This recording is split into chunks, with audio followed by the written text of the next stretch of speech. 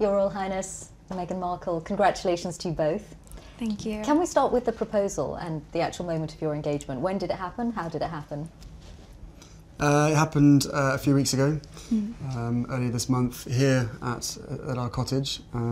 Just a standard, typical night for us. Just a cozy night. It was, what were we doing? Just roasting chicken and roasting having a chicken, trying to roast a chicken. Trying to roast a chicken, and it was just an amazing surprise. It was so sweet and natural and very romantic.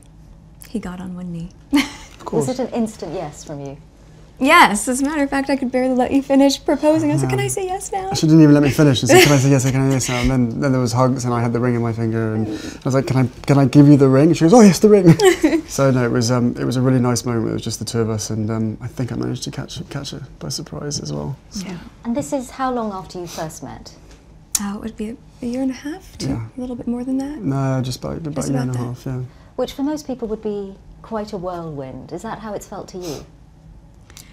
I don't think that I would call it a whirlwind in terms of our relationship. Obviously, there have been layers attached to how public it has become after we had a good 5-6 months almost with just privacy, which was amazing. But no, I think we were able to really have so much time just to connect, and we never went longer than 2 weeks without seeing each other, even though we were obviously doing a long-distance relationship. So it's we made it work. How did you first meet? Yes, we first met. We were introduced actually by a mutual friend, who we should protect her privacy and not reveal too much of that. And but it was literally it was through her, and then we met once and then twice back to back, 2 dates in London. Last July, yes, beginning of July, and then it was I think about 3, maybe 4 weeks later that I managed to persuade her to come and join me in Botswana, and we camped out with each other under the stars. And she came and joined me for 5 days out there, which was absolutely fantastic. So then we were really by ourselves, which was crucial to me to make sure that we had a chance to get to know each other. Yeah. But the friend who introduced you, was she trying to set you up? Yes, it was definitely a setup. It was a blind date. It was a blind date, and, for sure. And it's so interesting because we talk about it now, and even then, because I'm from the States, you don't grow up with the same understanding of the royal family, and so while I now understand very clearly there's a global interest there, I didn't know much about him, and so the only thing that I had asked her when she said she wanted to set us up was, I had one question. I said, well, is he nice? Because if he wasn't kind, it didn't seem like it would make sense, and so we went and met for a drink, and then I think very quickly into that we said, well, what are we doing tomorrow? We should meet again. What are we doing tomorrow? Let's meet again. And then it was like, right, diaries. We need to get the diaries out and find out how we're going to make this work, because I was off to Africa for a month. She was working, and we just said, right, where's the gap? And the gap happened to be in the perfect place.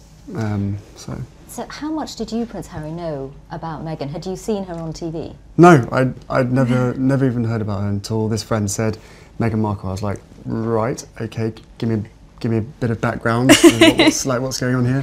So no, I'd never watched Suits. I'd never heard of Meghan before, and I was beautifully surprised when I walked into that room and saw her, and there she was sitting there. I was like, okay, well, I'm going to really have to up my game. I'm going to sit down and make sure I've got a good chat. I think for both of us, though, it was really refreshing because, given that I didn't know a lot about him, everything that I've learned about him, I learned through him, as opposed to having grown up around different news stories or tabloids or whatever else. Anything I learned about him and his family was what he would share with me, and vice versa. So for both of us, it was just a really authentic and organic way to get to know each other. And was that quite refreshing for you in the way that you've been brought up, with a lot of people knowing a lot about you? Was it refreshing? Or thinking they know. Or thinking they know. Exactly. Yeah, no, it was hugely refreshing to be able to get to know someone who isn't necessarily within your circle, doesn't know much about me, I don't know much about her. So to be able to start almost afresh, right from the beginning, and getting to know each other step by step.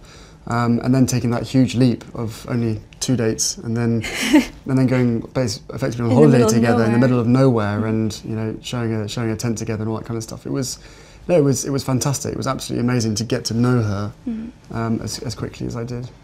And starting a long-distance relationship, you were working on Suits, you had, I imagine, a packed filming schedule. You've got lots of commitments of your own. How hard was it to keep things going? It was, yeah.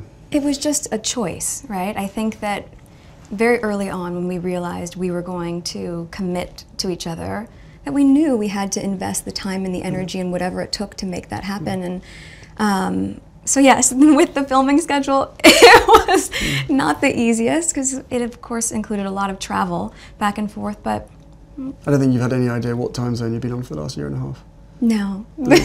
Coming over here 4 days or a week and then going back and then straight into filming the next day, 4 a.m. wake-up calls on a Monday, Yes. straight into set, you know. And Right off the plane and straight to set, yeah, and just coming I'm just back trying and to doing it again. trying to stay as close as possible, but you know, on 2 different time zones and 5 hours apart does have its challenges. But we made it work and now we're here, so we're thrilled. But in the case of your relationship, unlike for most people, there's this whole layer of what it means to get involved with someone from the royal family. How much of a sense did you have, Meghan, of the enormity of what you were getting into, what it might mean for your life? I think I can very safely say, as naive as it sounds now, having gone through this learning curve in the past year and a half, I did not have any understanding of just what it would be like. I don't think either of us did that. We both said that, even though we knew that it would be. Yeah, I tried to warn you as much as possible, but I think both of us were totally surprised by the reaction after the first 5-6 months of when we had to ourselves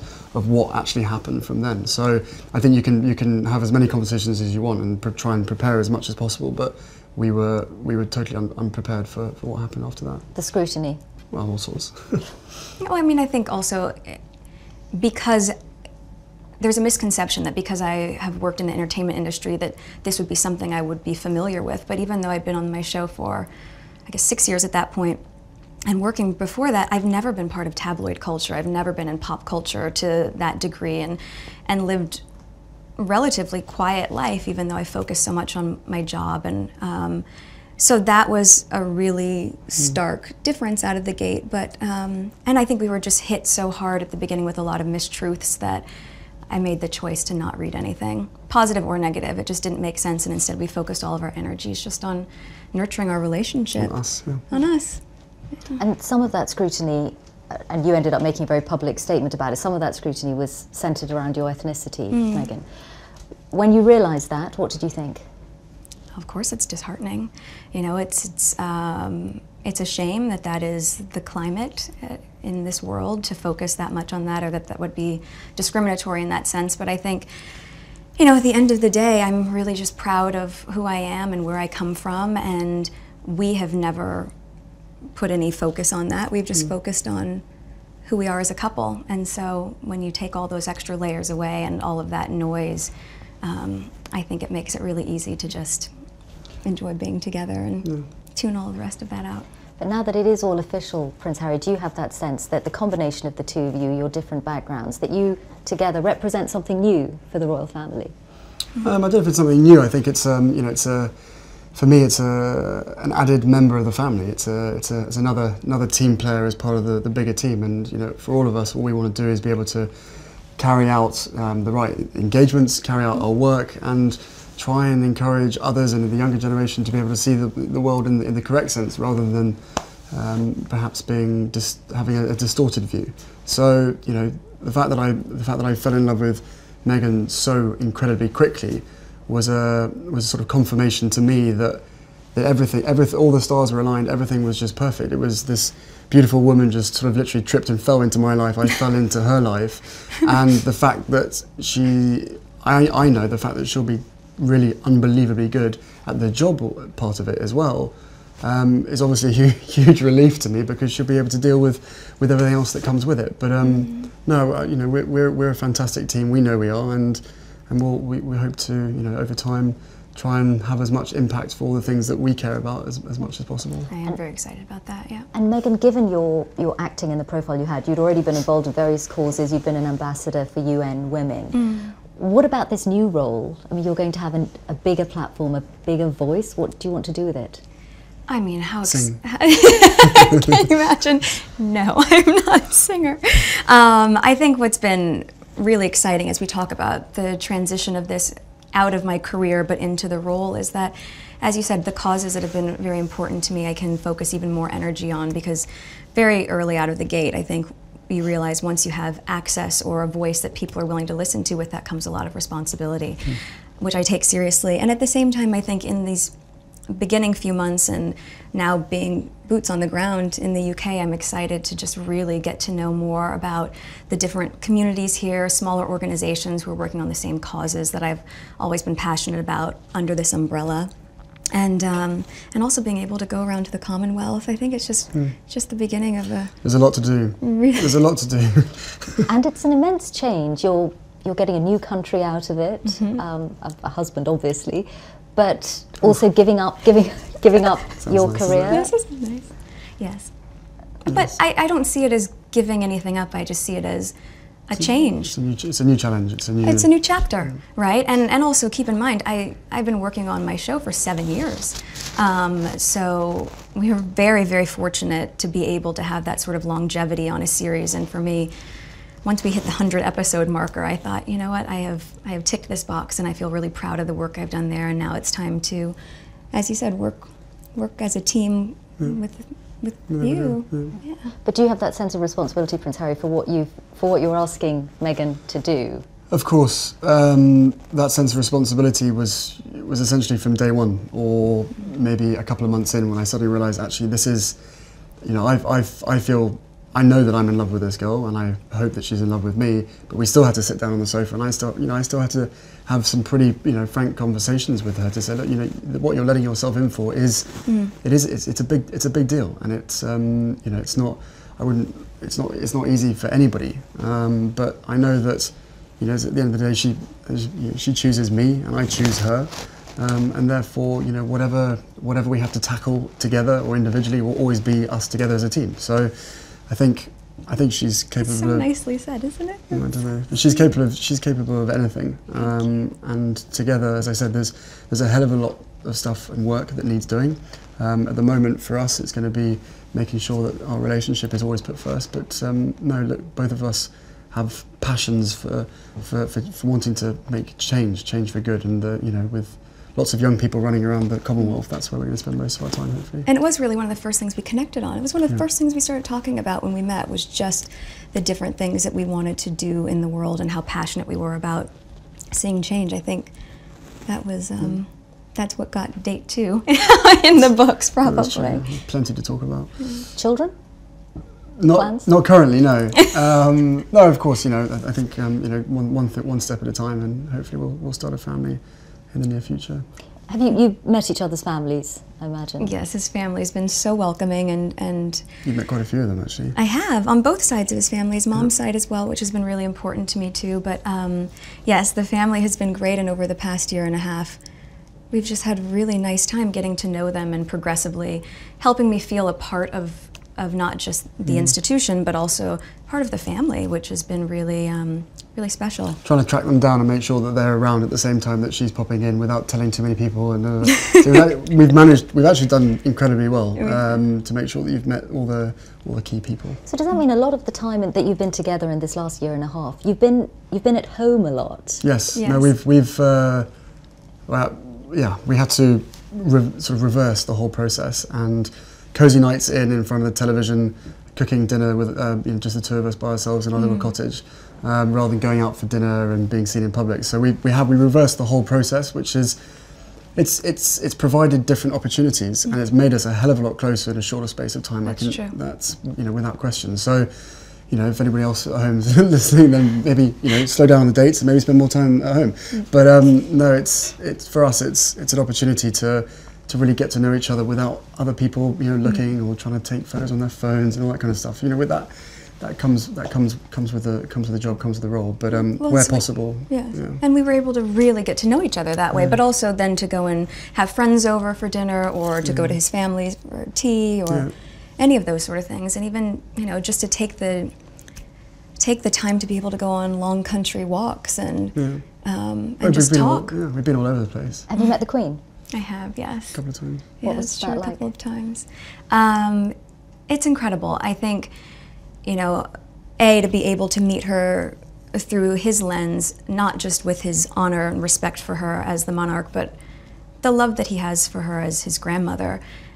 All of those layers have been so important for me, so that when I met her, I had such a deep understanding and, of course, incredible respect for being able to have that time with her. And we've had a really, she's an incredible woman. And the corgis took to you straight away. That's true. For the last 33 years been barked at. This one walks in absolutely nothing. Just laying on my feet during tea. It was very sweet. And it's just like, oh.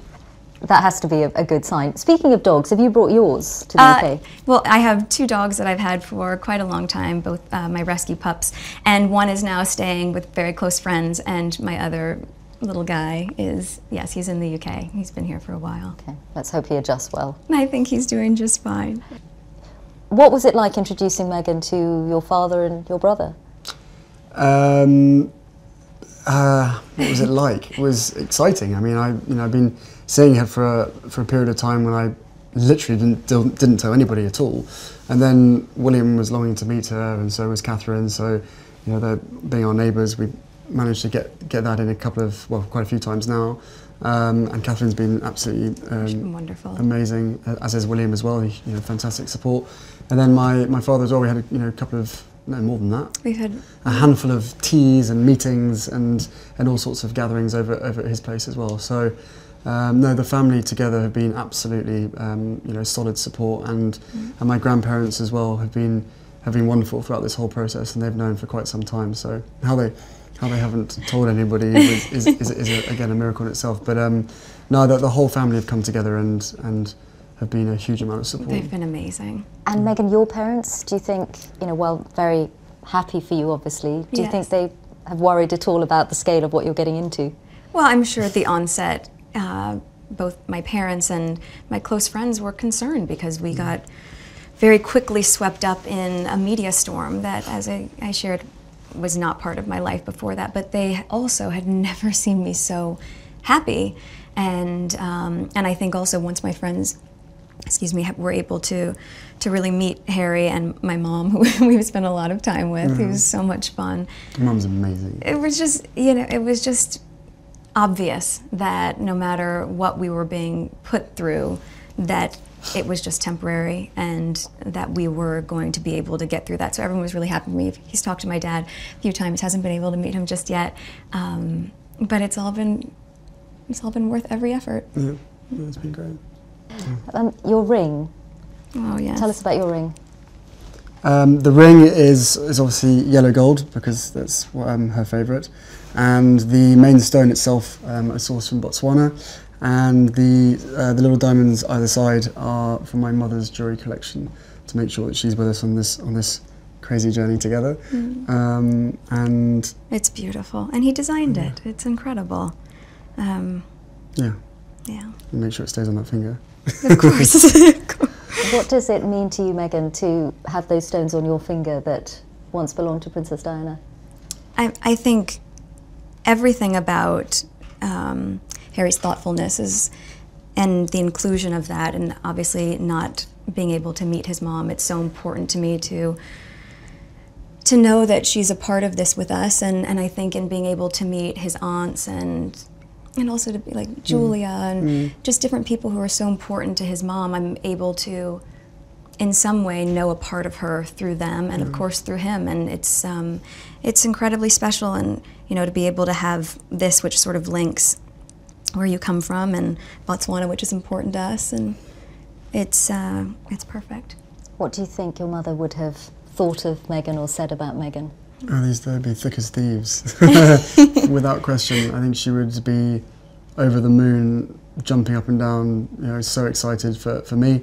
But then, as I said, would have probably been best friends with Meghan. So no, it is days like today when I really miss having her around and miss being able to share the happy news. But with the ring and with everything else that's going on, I'm sure she's with us. I'm sure she's with us. Yeah, jumping up and down somewhere else. Prince Harry, Meghan Markle, thank you both very much. Thank you so much. Thank you very much.